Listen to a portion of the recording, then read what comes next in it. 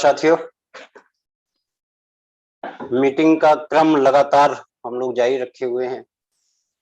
पीछे जो मीटिंग की बातें हुई थी वो भी एक श्रृंखला है। जैसे कहते हैं ना कि सास भी कभी बहू थी, सीरियल का कोई भी श्रृंखला छूट जाती है तो थोड़ा आगे वाले को समझने में दिक्कत आती। तो मैं अपनी बातों को दोहराते हुए आज के टॉपिक पर आऊंगा। आज का टॉपिक है पैसा। तो पीछे हमने क्या कहा था?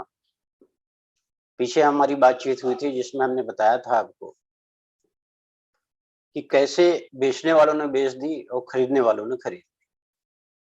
और एक सबसे मजेदार विषय रहा जो वास्तव में बहुत ही हम सबको प्रेरणा देता है, जिससे बहुत कुछ सीखने को मिलता है कि 1991 में जब पानी की बोतल लॉन्च हुई, उस समय उसकी कीमत 10 रुपए रखी गई और उसका बहुत विरोध हुआ। हमारे देश में ये परंपरा रही है कि हमारे यहाँ मेहमान को पानी पिलाया जाता है, प्याऊ जगह जगह खुलवाया जाता है, जलाशय खुलवाया जाता है। और ये हमारे बुजुर्गों का मानना था कि कोई भी प्यासा न रह सके, ये पुण्य का काम है पानी पिलाना। इस नाते जगह जगह हमें ये शिक्षा मिली कि हर हालत में हमें ध्यान रखना है कि हर एक व्यक्ति जो है अगर प्यासा है तो उसे हमें पानी पिलाना चाहिए। आज भी आप गर्मियों में देखोगे जगह जगह प्याऊ लगाए जाते हैं और उस प्याऊ का एक ही उद्देश्य है कि कोई भी व्यक्ति अगर धूप में, गर्मी में प्यास से एकदम, तो उसकी प्यास को हम बुझा सकें। नतीजा नतीजा ये है कि हमारे देश में इस सभ्यता, इस संस्कृति को बड़ा मान मिलता है। सदियों से ये परंपरा रही है, हमारे बुजुर्गों ने, हमारे पूर्वजों ने जो हमें सिखाया उसको हम आज भी किया करते हैं। आज जेठ बड़े मंगल की शुरुआत हो रही है। आप सबको कोटि कोटि बधाई, कोटि कोटि नमन आज के दिन का। और उस काल में जब 1991 में इसकी शुरुआत हुई, तब से लेके आज तक इसका विरोध होता रहा। 30 साल हो गए इसका विरोध होते हुए कि पानी जो है ये भी बेचा जा सकता है। लेकिन बेचने वालों ने बेच दी, खरीदने वालों ने खरीद ली।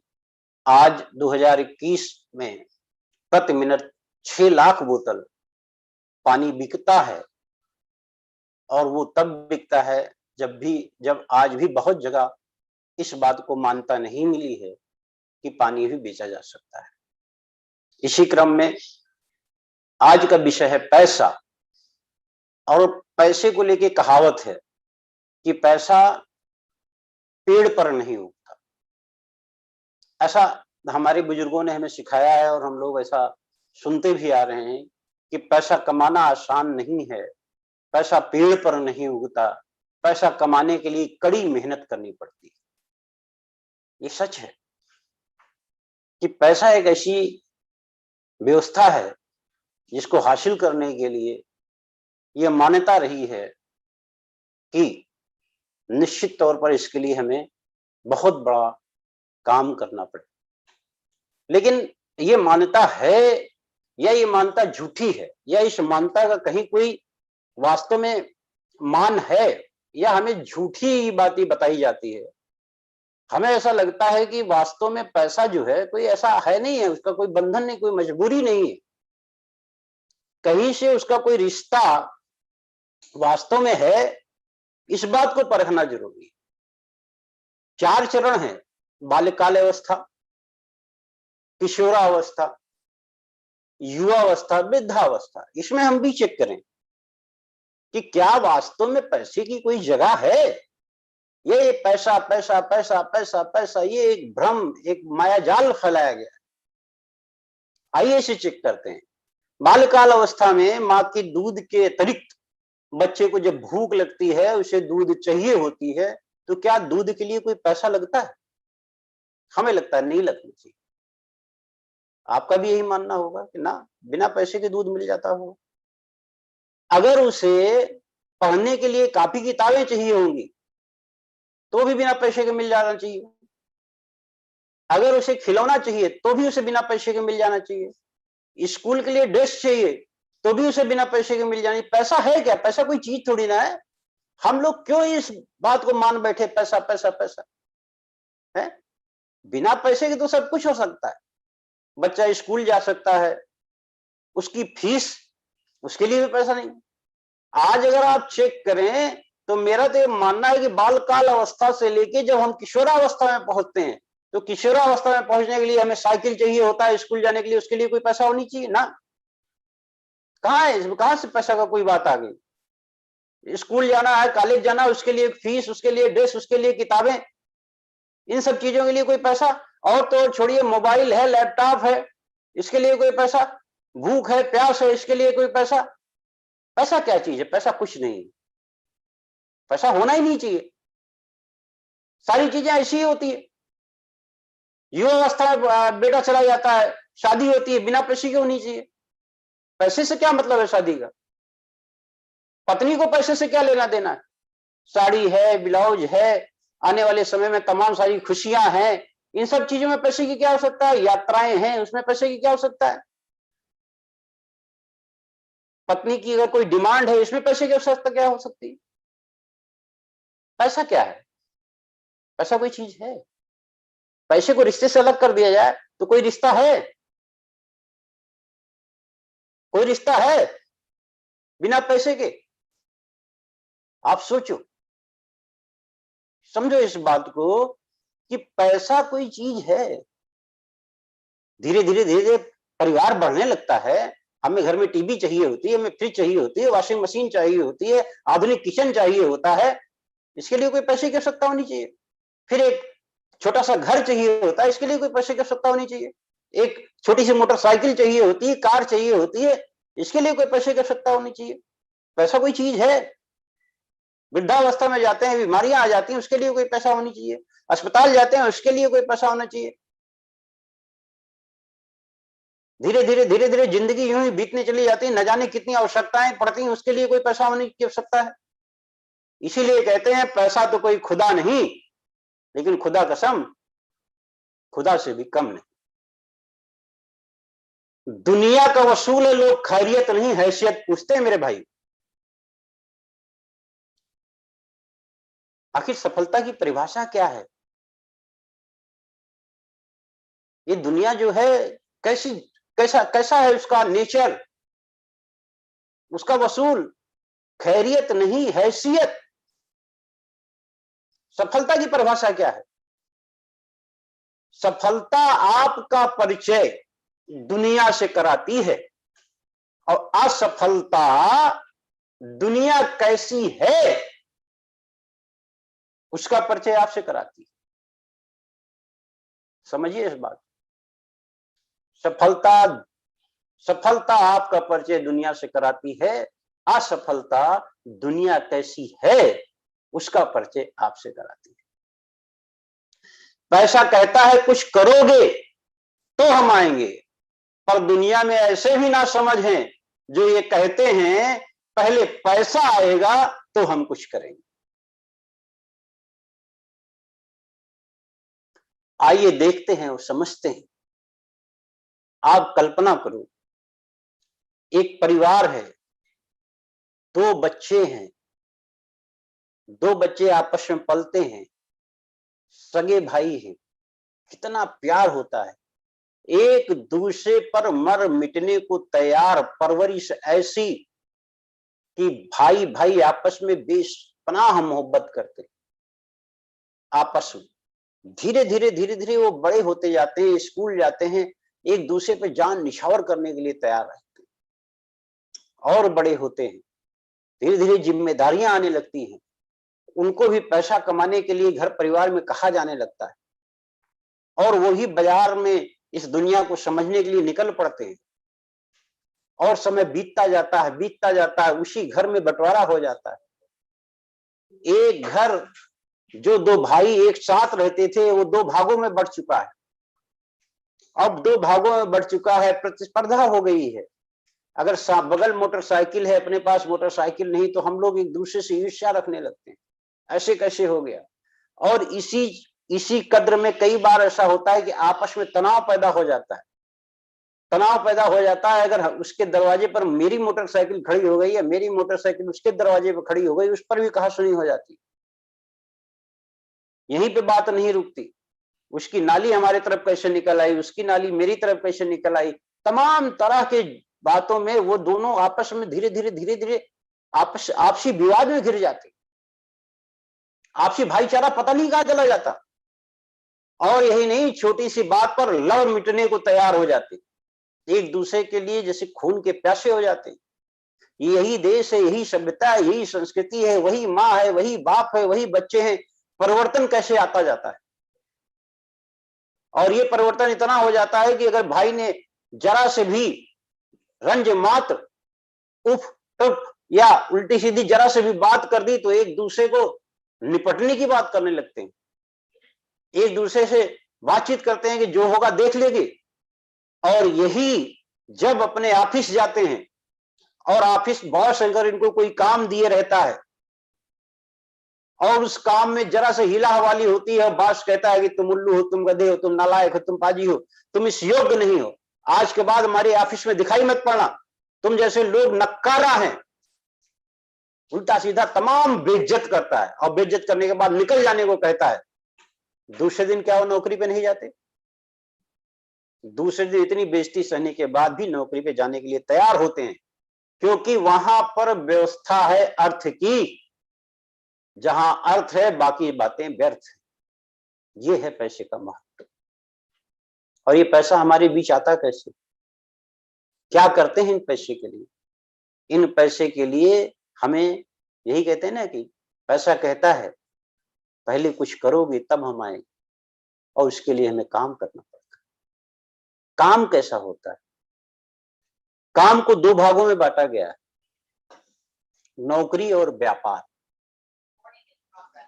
और नौकरी और व्यापार के लिए हमें क्या करना पड़ता है, कैसे हम पैसे के लिए क्या क्या करते हैं, आइए देखते हैं, समझते हैं। पैसे के लिए हम क्या करते हैं? पैसे के लिए हम पढ़ाई लिखाई करने के बाद जब हम नौकरी करने जाते हैं तो इस नौकरी में भी मानवता का हनन हो जाता है। वो मानवता कैसी है कि हम एक 4 लोग एक ऑफिस में काम कर रहे हैं, और 4 लोग जब एक ऑफिस में काम करते हैं, एक दूसरे के दोस्त होते हैं। दोपहर में लंच में हम लोग एक दूसरे का टिफिन बांटते हैं।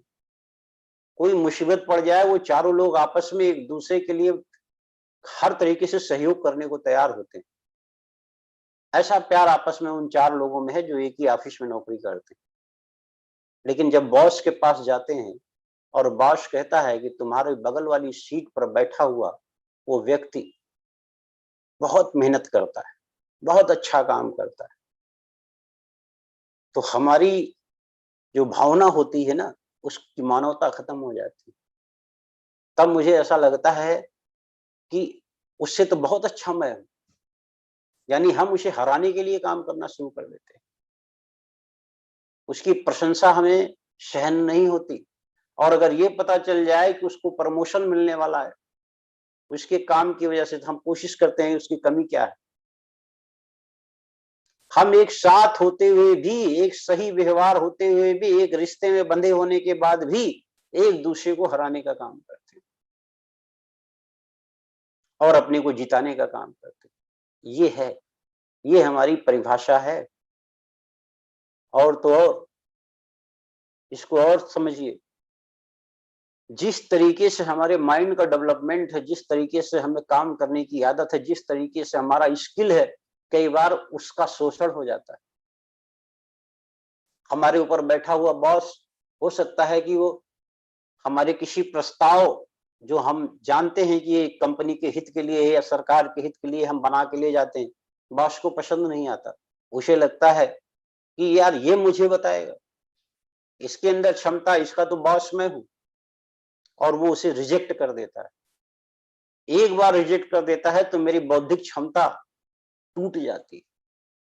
उसको हमें लगता है कि बताओ, इतनी मेहनत किया हमने, इतनी सारी व्यवस्थाएं बनाई, मैं जानता हूं इससे क्या हो सकता है, लेकिन दुर्भाग्यवश उसका बैठा हुआ अधिकारी, उसे बात समझ में नहीं आती। वहां मेरे स्किल का क्या होता है, हमारी बौद्धिक क्षमताओं का क्या होता है? दोबारा हम प्रयास करते हैं, तिबारा प्रयास करते हैं, अगर 2 बार 3 बार इसी तरीके से हमें रिजेक्ट कर दिया जाता है तो हमारी बौद्धिक क्षमता इस बात के लिए मान लेती है कि जो मुझे कहा जाएगा वही करेंगे, अब मुझसे उसे कोई लेना देना नहीं, और धीरे धीरे धीरे धीरे मेरा रूटीन बन जाता है। रूटीन क्या है? सुबह टिफिन रेडी, शाम घर वापस, सुबह टिफिन रेडी, शाम घर वापस। इस तरीके से मेरा जीवन चलने लगता है। मेरा स्किल खत्म हो जाता है, मेरी सोच खत्म हो जाती, क्योंकि मेरे सोचने से जो हित होना है उस पर कोई निर्णय दूसरा लेने वाला है, हमारा निर्णय नहीं चलता। तो जब हमारी सोच, जिसको कार्य करने की क्षमता है, जो और अच्छी तरीके से उसकी प्रगति कर सकता है, उसे ब्रेक लग जाती है। हमने सोचना बंद कर दिया, हमारी बौद्धिक क्षमताओं का जो उपयोग होना होता है वो बंद हो जाता है। ऐसी व्यवस्था बन जाती है। और नौकरी क्या है? नौकरी से हमें मिलता क्या है? हमारी सुरक्षा क्या है परिवार की, उसको भी चेक करते हैं। अगर आज की डेट में हम नौकरी पेशे में हैं, हम नौकरी कर रहे हैं, तो आने वाले कुछ समय बाद हम अपने परिवार को क्या देकर जाएंगे?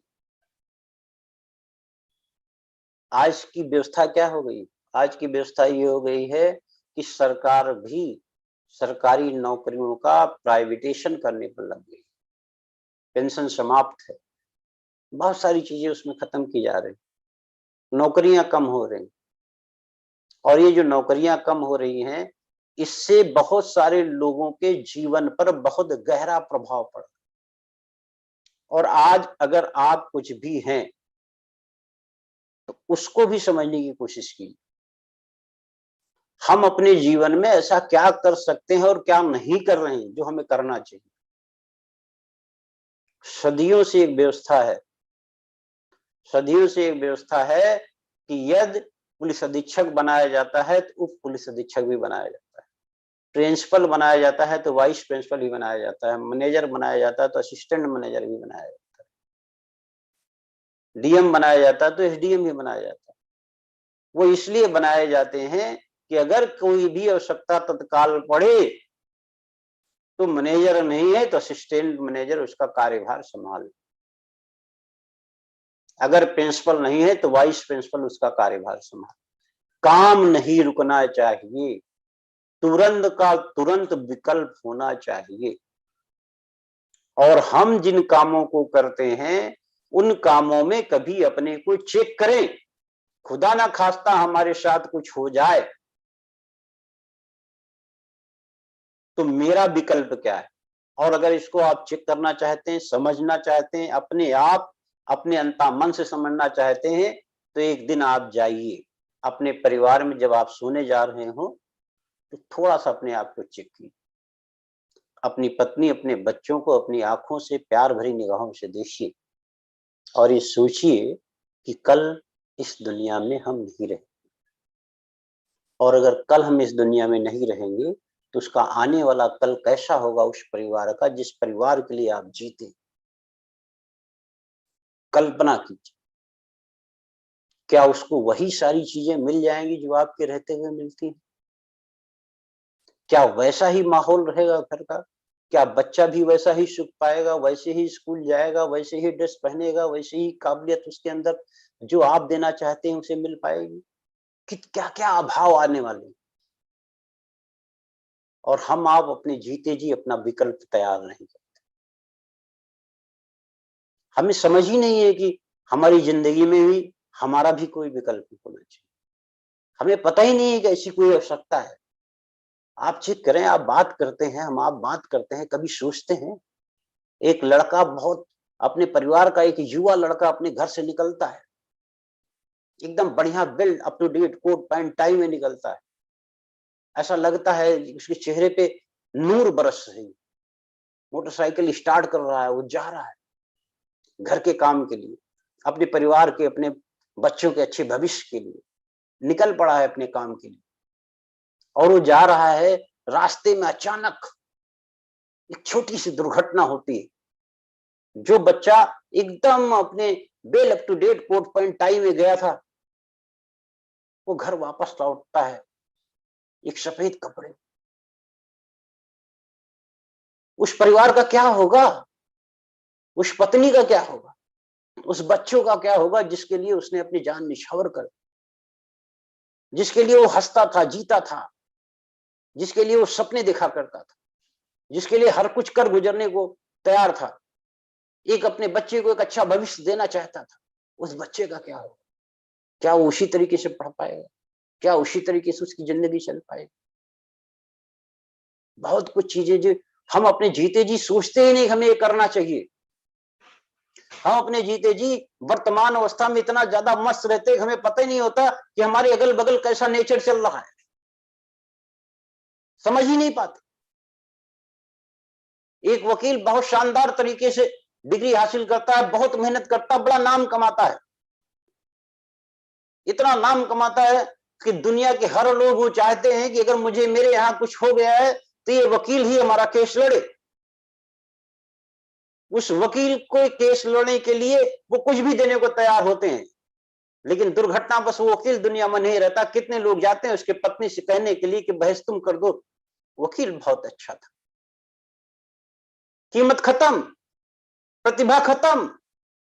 वो वकील जिन्होंने मेहनत करके अपने जीवन में अपने न जाने कितने ज्ञान विज्ञान को हासिल किया था, उसके जाते ही उसके परिवार से कोई रिश्ता रखने वाला नहीं मिलता। एक डॉक्टर जो बहुत बेहतरीन सर्जन है, जिसकी उंगलियों में जादू है, किसी का भी ऑपरेशन कर दे उसकी जिंदगी बच जाया करती है, उसकी जिंदगी बच जाती है, उस डॉक्टर की ये काबिलियत है। लेकिन एक दिन डॉक्टर का हाथ काट दिया जाता है दुर्घटना से, अब उसकी उंगलियों का जादू काम नहीं कर रहा होता। कितने लोग जाते हैं उस डॉक्टर की पत्नी से कहने के लिए कि सर्जन बहुत अच्छा था, ऑपरेशन तुम करो। आपकी काबिलियत आपके साथ चली जाती है, आपकी काबिलियत जो कुछ भी है आपके रहते हुए रहती है, और जैसे ही आप दुनिया से जरा से भी कहीं से कुछ भी होता है, आपकी काबिलियत आपके साथ मिट जाती है। हम आप जानते ही नहीं विकल्प दुनिया में कैसे बनाया जाता है, हम समझ ही नहीं पाते कि जीते जी विकल्प कैसा बनाया जाता है, हमें समझना होगा। और उसी क्रम में हम आपसे आज बातचीत कर, आप चेक कीजिए अपने आप को। आज व्यापार समझ रहे हैं कैसे चल रहा है? व्यापारिक व्यवस्था क्या बन गई? छोटी छोटी दुकानें जो आज बाजार में खुली हैं, लगातार बेरोजगारी की वजह से प्रतिस्पर्धा बढ़ती जा रही है। अगर किसी मोहल्ले में एक दुकान थी तो आप घूम लीजिए, आज 20 दुकान है, और ये हर दुकान अपने पड़ोसी दुकान को हरा के अपनी जिंदगी जीना चाहता है। हर दुकान अपनी पड़ोसी दुकानों को हराकर अपनी जिंदगी जीना चाहता है। यानी लोगों को हराने के लिए एक आदमी जी रहे हैं। ऐसा नहीं कि उनके दिल की भावना है, उनको जीने के लिए करना ही करना है, अपने आप को आगे बढ़ाने के लिए ही करना था।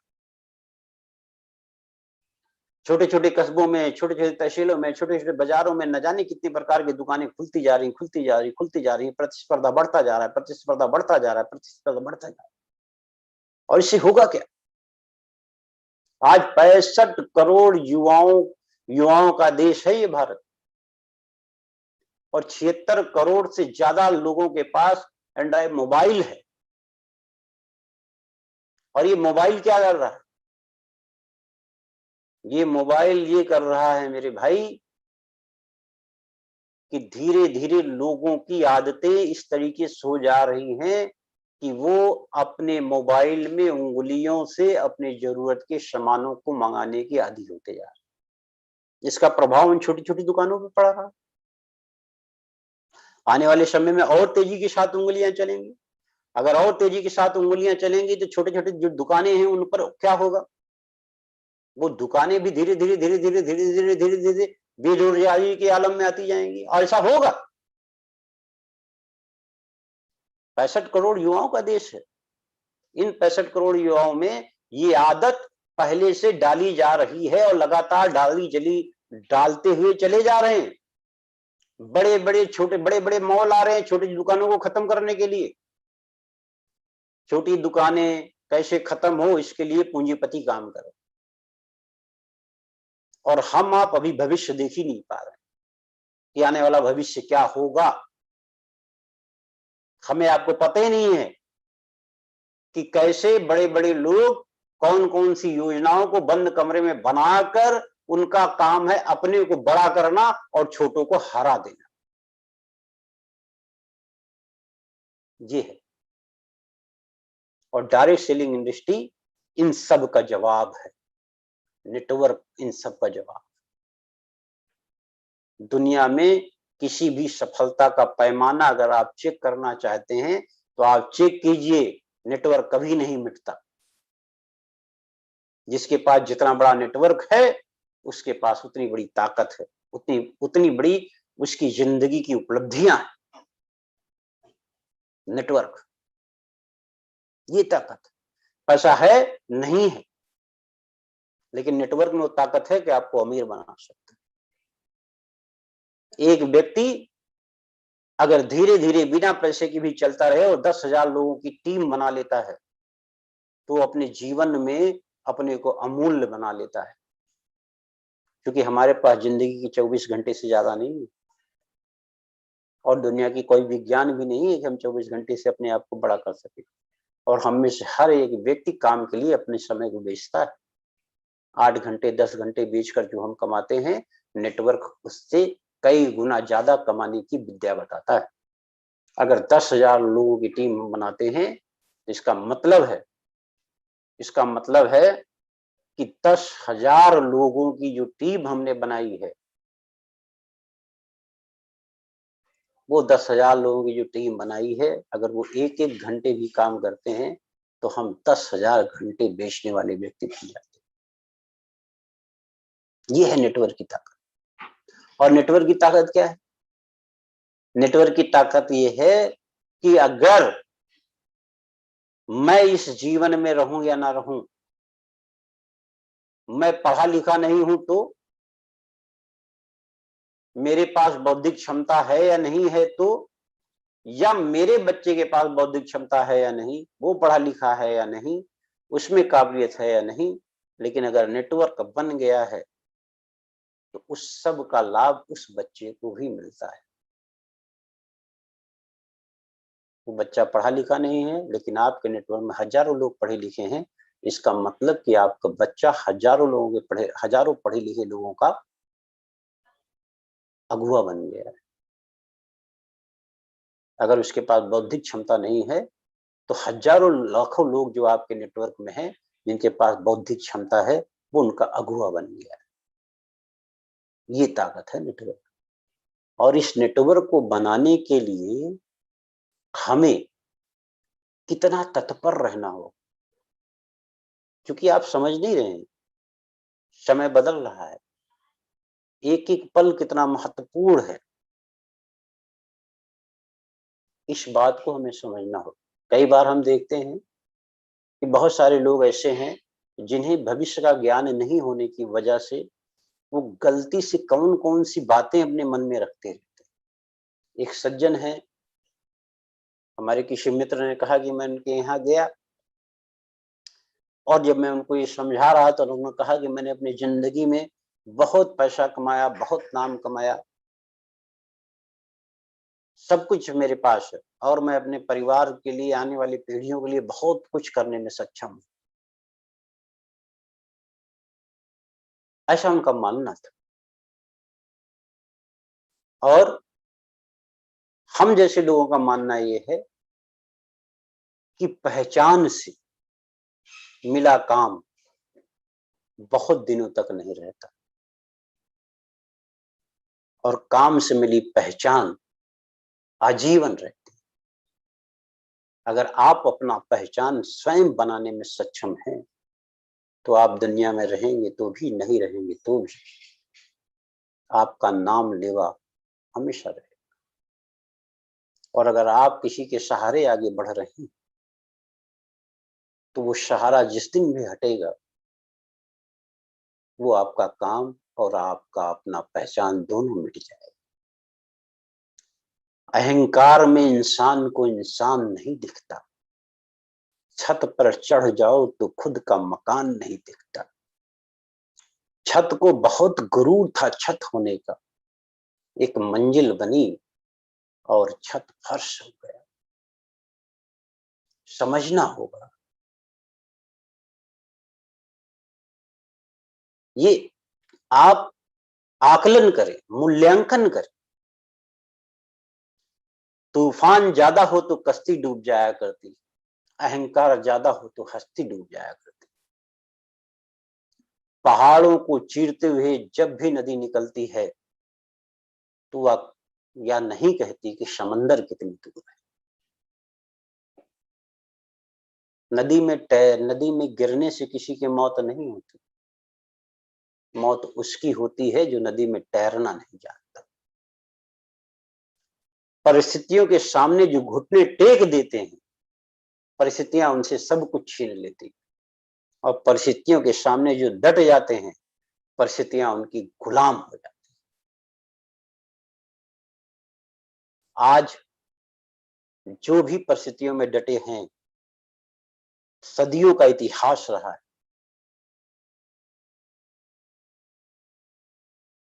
जो लड़ते हैं वो आगे बढ़ते हैं, जो रुक जाते हैं वो समाप्त हो जाया करते। इसीलिए कहा गया है कि तू न चलेगा तो चल देंगे राहें, और मंजिल को तरसेंगी तेरी निगाहें। तुझको चलना होगा, तुझको चलना होगा।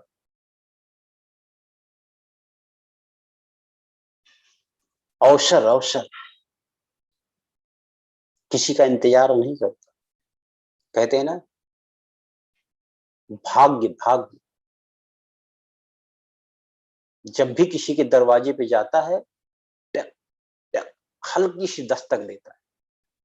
आपने दरवाजा खोल दिया तो भाग्य आपके साथ। आपने दरवाजा नहीं खोला तो दूसरे दरवाजे पे जाता है, फिर दस्तक देता है, फिर तीसरे दरवाजे पे चला जाता है।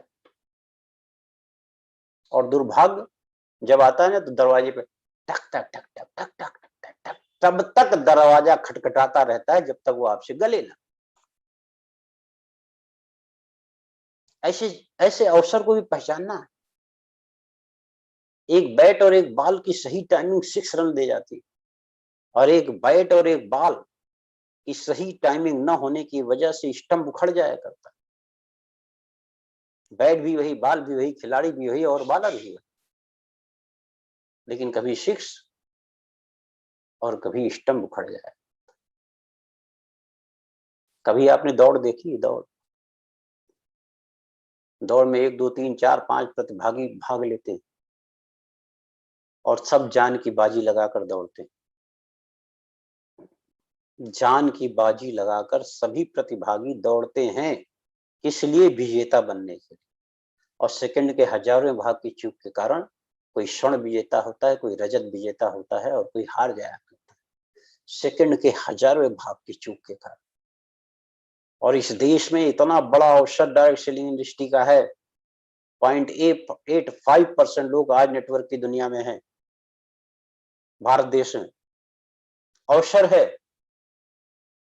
सेकंड के हजारों भाग की चूक के कारण आप अपने जीवन को बहुत ऊंचाइयों तक ले जाने में विफल हो सकते हैं, सेकंड के हजारों भाग की चूक के कारण। और सेकंड के हजारों भाग की चूक के कारण आपका वंशज अरबपति भी बन सकता है और हजारपति भी बन सकता है। ये है अवसर। 97% ऐसे लोग हैं इस दुनिया में जो बड़ी उमंग के साथ रास्ते को तय करने के लिए निकल पड़ते हैं, लेकिन बीच रास्ते में वो थक कर हार जाया और वो वापस लौट आते, और वापस लौटने के बाद आजीवन 3% उन लोगों के लिए काम करते हैं, उनके अधीन हो जाते हैं। 97% ऐसे लोग हैं जो थक कर हार जाते हैं और 3% के अधीन होकर सारा जीवन काम करते हैं। अगर आप कामयाबी के दीवाने हो गए ना, तो दुनिया आपकी कामयाबी की दीवानी हो जाए। इस बात को समझ। कहा गया है कि 84 लाख करोड़ योनियों में जन्म लेने के बाद एक बार इंसान बनने का मौका मिलता है। एक बार ईश्वर टेस्ट लेता है, ईश्वर परीक्षा लेता है। इतनी योनियों में जन्म लेने के बाद हमें इंसान बनने का मौका एक बार मिलता है। अगर एक भी टेस्ट में हम फेल हो जाते ना, एक भी टेस्ट में फेल हो, तो हम मच्छी बन सकते थे, मच्छर बन सकते थे, केचुआ बन सकते थे, मछली बन सकते थे, मगरमच्छ बन सकते थे, शेर बन सकते थे, चीता बन सकते थे, पक्षी बन सकते थे, घोड़ा बन सकते थे, बकरी बन सकते थे, कुछ भी बन सकते थे, लेकिन इंसान बनने का मौका नहीं मिलता। और इंसान बनने का मौका अगर हमें आपको मिला है तो 84 लाख योनियों में जन्म लेने के बाद, हर परीक्षाओं को पास करने के बाद हम इंसान बने। और इस इंसान बनने के बाद हम दुनिया को दे क्या जा रहे हैं, कौन सी ऐसी चीज देने जा रहे हैं, हम क्या समझ रहे हैं अपने आप को, हम अपने लिए जी रहे हैं। भगवान ने मौका दिया है परिवर्तन करने के लिए, भगवान ने मौका दिया है अगुआ बनने के लिए, ईश्वर ने मौका दिया है ऐसा कुछ कर जाओ कि आप रहो न रहो, दुनिया जब तक रहे आपका नाम भी जीवित रहे। लेकिन बस टिफिन रेडी, शाम घर वापस, टिफिन रेडी, शाम घर वापस, ये है मेरा जीवन। समझना होगा इस बात।